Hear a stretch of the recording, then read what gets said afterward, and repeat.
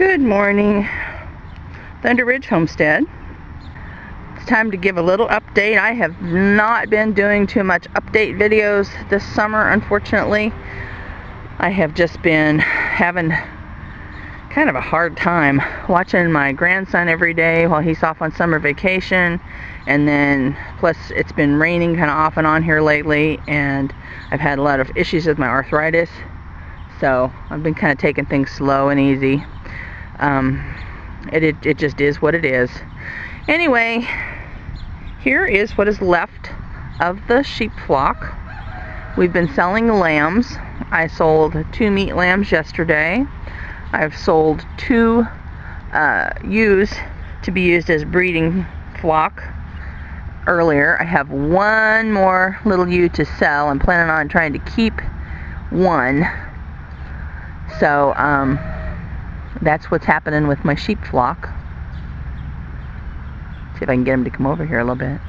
Come on! Come on! Yeah, good girls. Come on! Come on! Nah.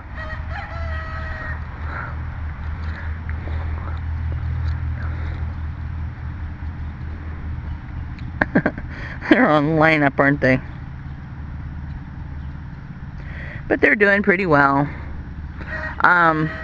We've been pretty dry this summer, and they've kind of got parts of this front pasture kind of eaten a lot of it, overgrazed, if you will. But we still have quite a bit of grass. And compared to a lot of places around here, they have no grass and they're already feeding hay. So, pasture management is a must. Hi, Dot. How are you? And this is the little girl for sale. This is Layla. She's also, as you can tell, pretty doggone friendly. Yeah, you're a pretty good girl, aren't you? I didn't bring anything for you to eat today. No treats. No treats. This is Time, the black one. And the one right beyond her that's facing me is her daughter, Honey, and that's one I'm planning on retaining as a breeder. And then this is Eula. And as you can see, Eula still has 1 patch of butt fuzz that she has not gotten scraped off yet. I don't know if she's just at a right height where she can't rub it or what, but she's basically had a butt mohawk all summer. It's pretty bad. I'm gonna have to catch her and actually pluck her butt before winter comes so she can start with an even coat this year. That's pretty funny. It's all loose. It just hasn't come out all the way because she's not rubbed it on anything, I guess. And over here is our meat pen. And one of the things that I guess I've just been neglectful, that we raised 27 Cornish rock meat birds this summer. And one of the things that I just got through doing is putting those in the freezer. Actually, we have 28 of them that made it. We had 30 when we got them. But one of them is still in this pen, and I will show her to you. She's just a little runt, or dwarf. I don't know what's the matter with her. I am not eating her because she's way too little. But also in the meat pen now, you can see where it's been. But also in the meat pen now, I have turkeys. Let's see if I can get up here, because they always go hide. So I can stay back far enough. We have young turkeys in here now. I have 6 young turkeys, and then this rooster is just a barnyard rooster that we hatched, that he's getting ready. He's growing up to go into the freezer. He's not quite fat enough yet, so he needed a few more days. And then there's the one runty little Cornish rock, and she's just never hardly grown. She's about bantam size. I don't know what her deal is. I don't know if she was a bantam to start with and she got mixed in the order or what. But anyway, we have 6 turkeys in here. 2 of these turkeys are from our turkey adults, and the other 4 I actually purchased from a farm south of our house just to add some new blood to our flock, so that next year we have some more bloodlines to go through and to keep the turkeys producing well. We're going to retain our old Tom Jake, and if we would retain a whole bunch of his daughters, that would not be good. So I'm hoping that we can have some new blood added to this. Yeah, you're a pretty good boy. You're a pretty good boy. Have to kind of stay back from the pen or the turkeys will go hide. The back half of this pen, I have another, as you can see, another shade cloth. Now these smaller turkeys are coming out. Those are the ones I purchased.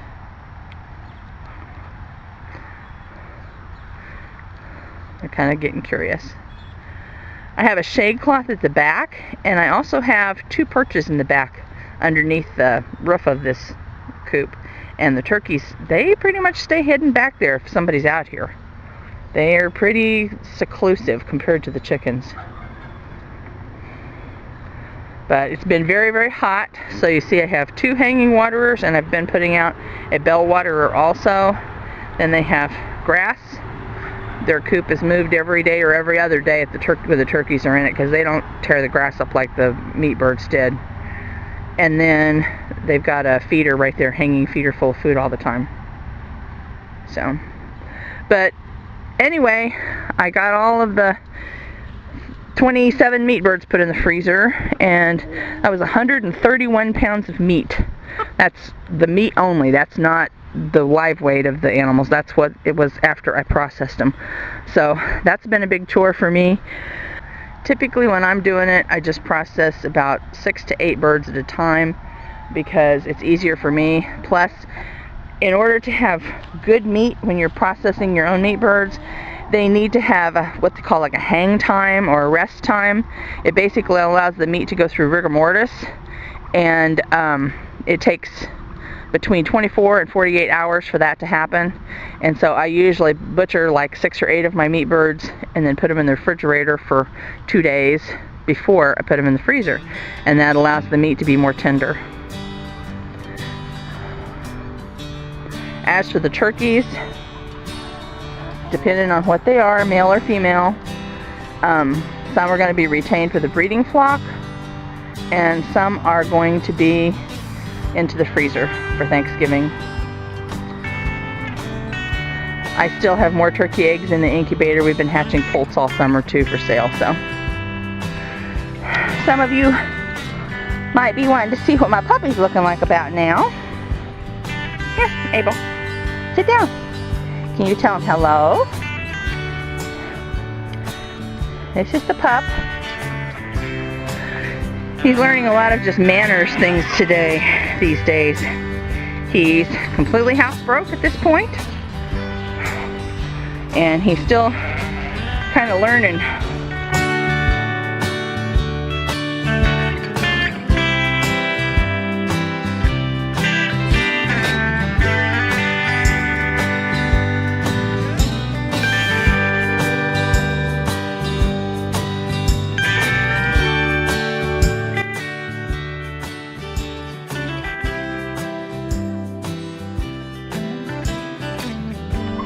Here are the three adult turkeys that I'm overwintering again.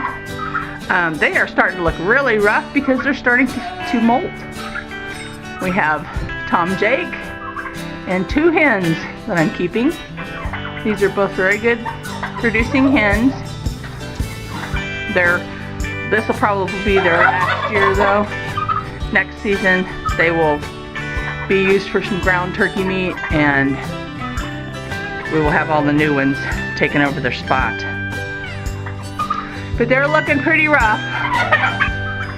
The other adult turkeys that I had, I sold a pair, and then I had 1 hen that actually got egg bound and she died.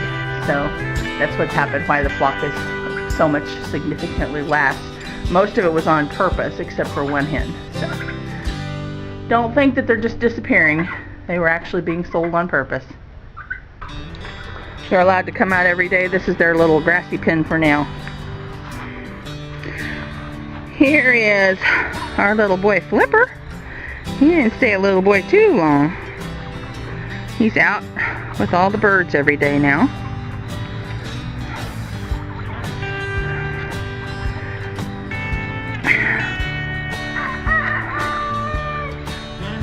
Out there crowing is our rooster replacement. That is a cross between Becky and one of our gold Cornish.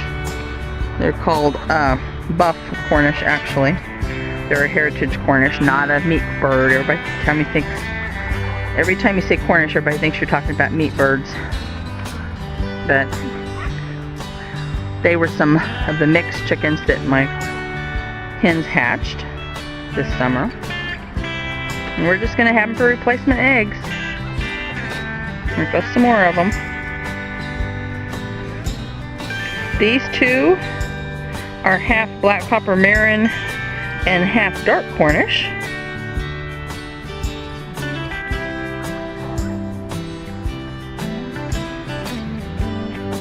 And we have some that are full-blooded Marin, because I have some cuckoo Marins also.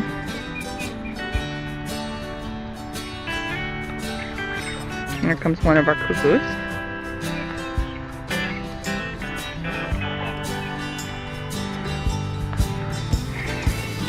This little turkey poult is the one that her mother is one of the cuckoo Marins. I say her, I'm not sure if it was going to be a tom or a hen. But it's one of our own eggs that she hatched.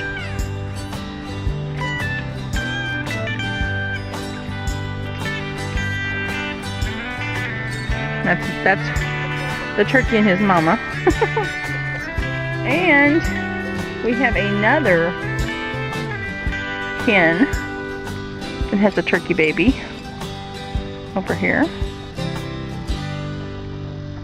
See if she'll get him out this morning.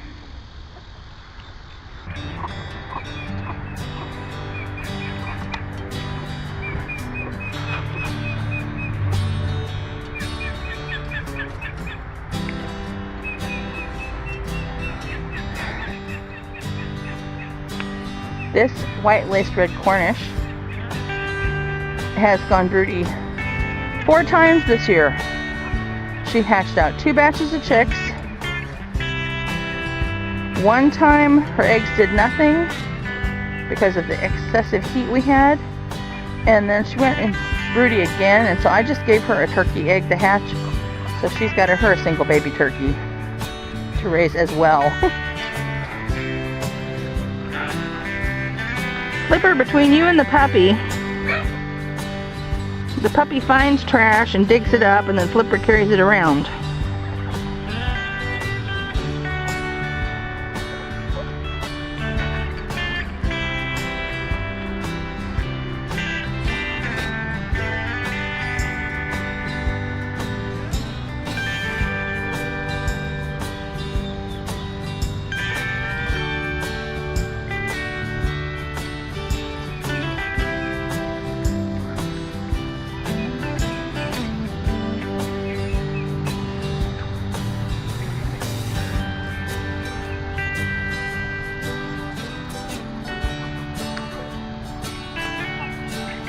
I guess I should give you a little garden update too while I'm at it.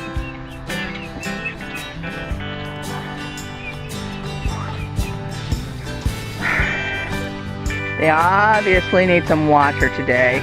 It's been dry and hot. We had a little bit of rain off and on, but just not quite enough to get to these pots. They're kind of under an overhang, so I always have to water them a little extra. But as you can see, we have banana peppers, and we have bell peppers coming on. Our little cherry tomato's got the blight, so it's not been doing very well. Down in here, we have, if you can see it, we have butternut squash growing. These are more peppers. I think they were just pretty much harvested. We had some anchos. Might have a few to show you on there. I have kind of an anemic pot here. Needs some more nutrients, obviously. I gotta get some fertilizer on this one. But some banana peppers. Another anemic plant. The heat, I think, into this. This is the summer squash, a yellow squash. Down here we have some jalapenos.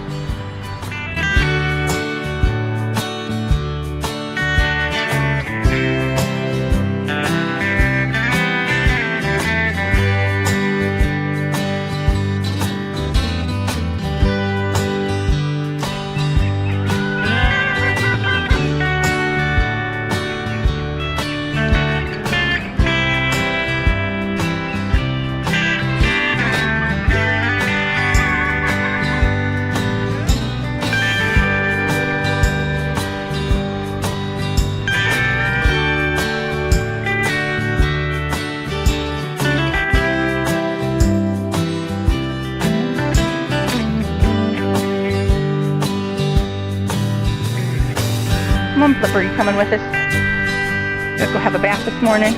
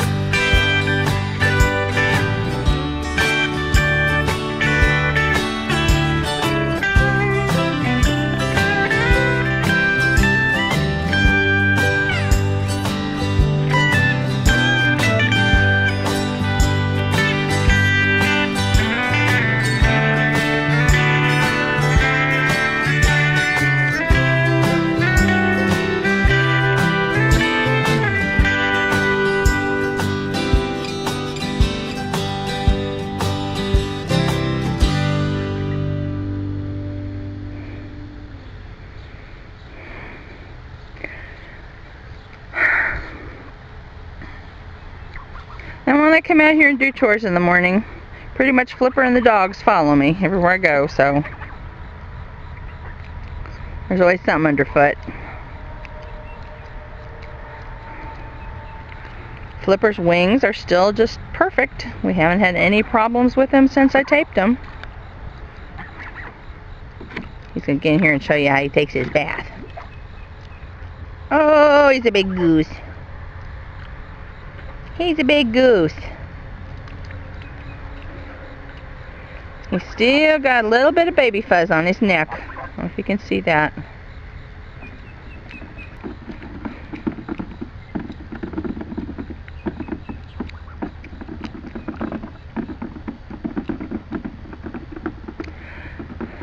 Geese enjoy the water, but they are not as water crazy as a duck.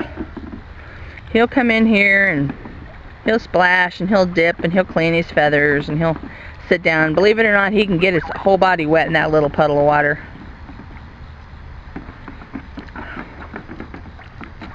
But he just plays. He's not like a duck. Geese will get wet, take a little bath, then he'll spend the rest of the day out walking around with the chickens, eating grass and just, you know, enjoying the whole yard.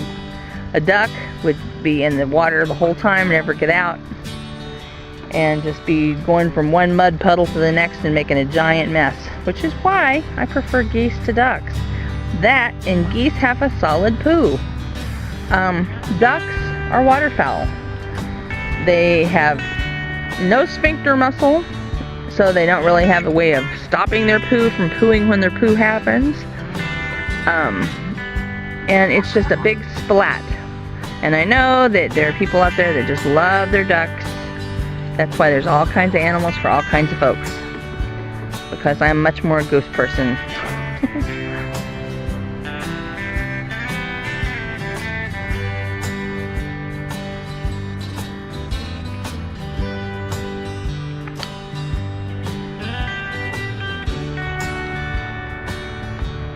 Over here, while we're looking at it, is our peach tree. We did probably have about a dozen peaches on it, and then they ended up getting got by squirrels, which is great. And we've since turned the sheep out here, and you can see they have defoliated the bottom of the tree, which it won't hurt the tree at all to have the leaves eaten because we still got all that leaves on the top. There are two thoughts on planting a tree near an old stump. One is it allows the new tree to get more nutrients, because basically as the old roots rot away from the old tree stump, the old tree, the new tree's roots can follow down on those paths. It makes it easier for the roots to travel deeper, and they have more nutrients in there. Other people say that if you plant a tree near a stump like this, that the decomposition of the old stump will use up all the nitrogen. I kind of have some good luck with planting it right by a stump, so I'm kind of in the first train of thought person. Sun's going down in the west. It's probably time to say goodbye.